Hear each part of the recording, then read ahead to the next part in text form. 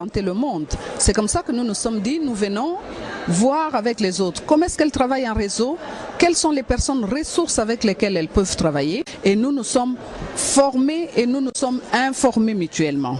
Et ce que nous ramenons chez nous, ça nous permet d'avoir une vision claire, n'est-ce pas, des problèmes de la femme, d'avoir une vision claire sur comment il faut prendre en charge tous les problèmes de la femme, les violences faites à la femme, le manque d'éducation et j'en passe. Et tout ça peut nous permettre, une fois arrivés sur place, de mettre en place des mécanismes pour assurer la prise en charge de la femme congolaise. Donc un congrès riche en échanges d'informations, en partage, en présentation de savoir-faire. Tout à fait, très riche madame. Nous avons eu des interventions comme les interventions de madame Parker qui nous a dit quels sont les points forts que chacune des femmes doit avoir en elle pour qu'elle puisse mener une action, mener un mouvement, mener un réseau, conduire un réseau. Comment est-ce que la femme doit être elle-même d'abord, comment est-ce qu'elle doit apprendre à se faire confiance, apprendre à se connaître elle-même. Et donc quand nous rentrons chez nous, nous rentrons riches. Nous sommes venus peut-être avec une richesse que nous avons laissée aux autres, mais nous partons également avec une part de richesse que nous venons d'acquérir d'ici, et certainement que ça ne manquera pas de produire des faits. Vous allez pouvoir en plus mettre en application, puisque l'année prochaine, le congrès 2009 se tiendra chez vous à Kinshasa. Tout à fait. Le congrès 2009 se tient à Kinshasa et vous avez vu que la délégation congolaise a été importante. C'est pour ça, parce que nous avons voulu d'abord voir comment les autres se sont organisés ici pour programmer toute cette manifestation. Et lorsque nous rentrons chez nous, les enseignements que nous venons de tirer d'ici nous serviront non seulement à la préparation du congrès 2009, mais également à nous prendre en charge nous-mêmes en tant que femmes. Bien, je vous remercie beaucoup madame. Merci. C'est moi qui vous remercie. Monsieur Makomba, bonjour. Vous êtes le directeur de cabinet de la première dame de la République démocratique du Congo, invité à ce congrès à titre de marraine. Alors la première question, c'est quel message souhaite-t-elle transmettre ? Elle désire que la femme se prenne en charge, qu'elle profite de l'expérience des autres à travers l'Afrique, l'Asie, l'Amérique. Les femmes doivent se prendre en charge pour qu'elles contribuer avec les hommes, qu'ils assistent à toutes les instances de décision politique, et qu'elle ait ce droit, surtout qu'elle défende ce droit, et qu'elle ne soit pas distraite de ce droit de femme. D'accord.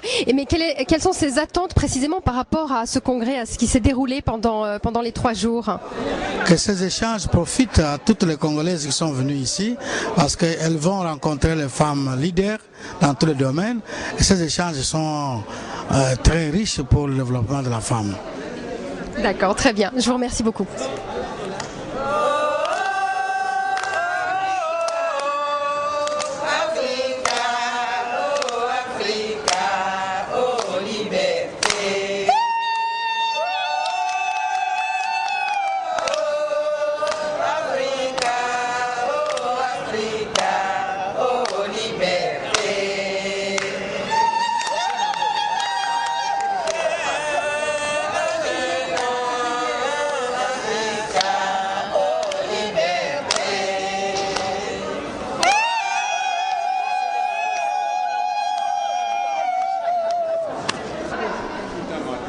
Madame Yenze, bonjour.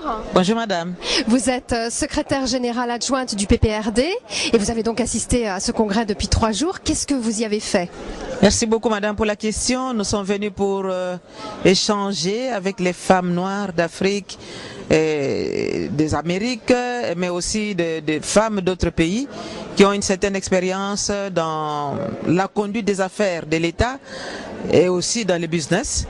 Et nous sommes venus échanger notre propre expérience, notamment dans les réseautages. Il y a aussi énormément d'exposés qui nous ont enrichis les uns les autres. Nous avons échangé, je crois que nous allons rentrer avec beaucoup d'éléments pour que nous puissions les transmettre à notre tour dans notre pays. Alors justement, vous allez organiser cette transmission de quelle façon ? Mais nous allons travailler en équipe avec toutes les femmes qui sont arrivées ici à Paris. Et après, nous allons nous disperser à travers les communes, c'est-à-dire les subdivisions administratives de Kinshasa. Et ces messages iront jusqu'à l'intérieur du pays par les structures de notre parti que le PPRD. Je vous remercie. Je vous en prie. Monsieur Djella, bonjour. Bonjour madame. Alors vous êtes antiquaire, vous avez apporté un certain nombre d'objets ici. Est-ce qu'on peut avoir une description? Oui madame, par exemple ça c'est statue Songé, ça c'est Luba, celui-là c'est les tabourets Luba. C'est fait en sculpture de femmes, comme c'est la journée des femmes aujourd'hui. C'est pourquoi j'ai tenu à amener pour présenter la valeur des femmes. Par exemple, ça, il y a une autre femme qui porte les bébés, c'est une maternité. Quand l'enfant est né, comme ça, on montre que la valeur des femmes, quand l'enfant est né, elle s'occupe de l'enfant, tout ça, jusqu'à qu'elle grandit. Donc, ça donne l'importance de la femme. C'est pourquoi j'ai venu exposer ça. Et des ceintures là, les femmes les mettaient tout autour, ils prennent le tissu, ils mettent et puis ils passent dessus. Donc c'était pendant les cérémonies qu'ils mettaient ça. Voilà. D'accord. Le matériau utilisé pour faire ces statues? Oui, c'est fait en bois. Donc c'est des sculpteurs, ça ce sont des trucs qui datent des 30, 40 à 50 ans. Donc c'est des pièces de remplacement. Ce ne sont pas des pièces démisées ou quoi, non. Les sculpteurs, ils ont fait après pour remplacer les pièces qui étaient avant nos assiettes qu'ils avaient sculptées. D'accord. Voilà madame. D'accord. Vous avez une dernière question, vous avez beaucoup de femmes artistes au Congo? Oui, nous avons beaucoup de femmes artistes. Mais les femmes ne sculptent pas les bois, mais il faut autre chose. Donc il y a des femmes peintres, nous avons des écrivains, et il y a plein de choses, la femme. D'accord, merci. Merci. Monsieur Mpaka, bonjour. Alors nous sommes ensemble parce que vous avez apporté certains objets, vous êtes représentant de l'art de la République démocratique du Congo à Paris. Bon, vous êtes aussi ancien joueur de basket, mais aujourd'hui vous représentez l'art et non le sport. Et vous avez apporté un certain nombre d'objets dont vous vouliez nous parler un petit peu. Exactement. Donc oui, je profite de cette journée de la femme congolaise pour pouvoir vous présenter le produit que la génération actuelle des sculpteurs sculpte.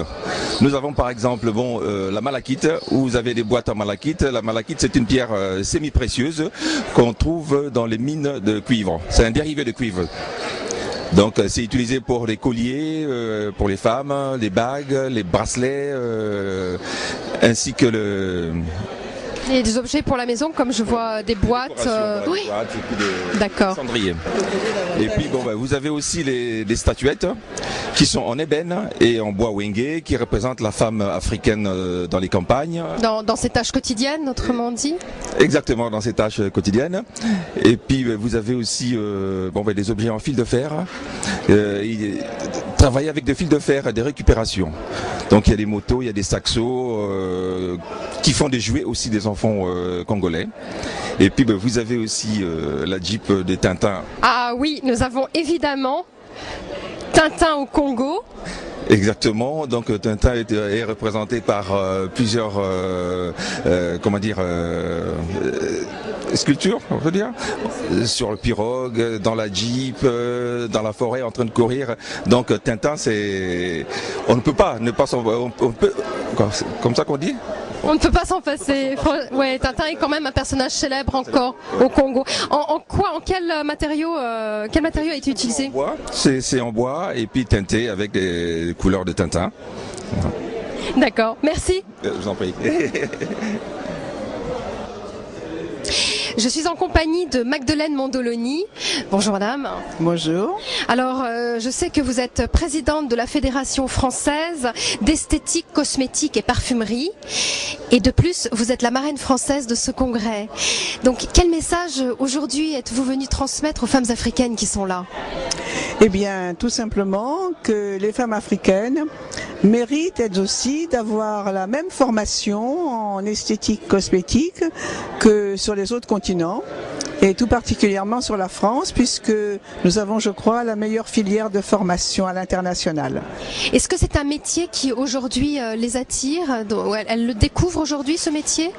Je ne pense pas qu'elles le découvrent, mais je pense que ce métier d'abord est